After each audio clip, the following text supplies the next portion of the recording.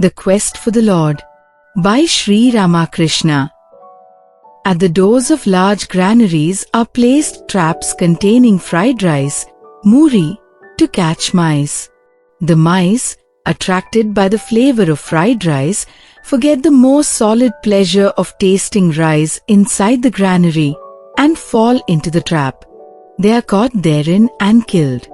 Just so is the case with the soul.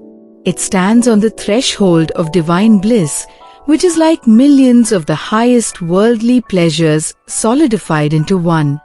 But instead of striving for that bliss, it allows itself to be enticed by the petty pleasures of the world and falls into the trap of Maya, the great illusion, and dies therein.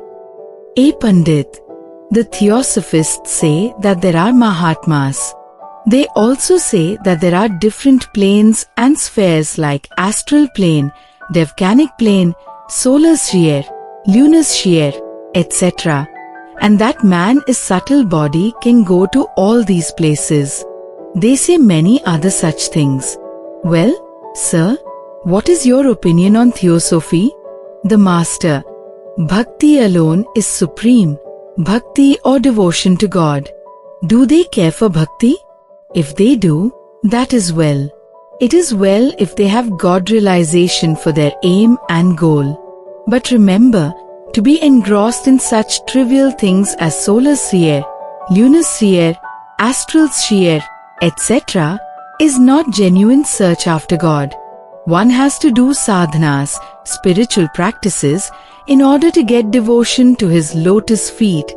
One has to weep for Him with the intense longing of the heart. The mind should be gathered up from the different objects and concentrated exclusively on Him. He is not in the Vedas or Vedanta or in any scripture. Nothing will be achieved unless one's heart yearns for Him. One has to pray to Him with intense devotion and practice sadhanas. God cannot be realized so easily. Sadhanas are necessary. Will all men see God? No man will have to fast for the whole day.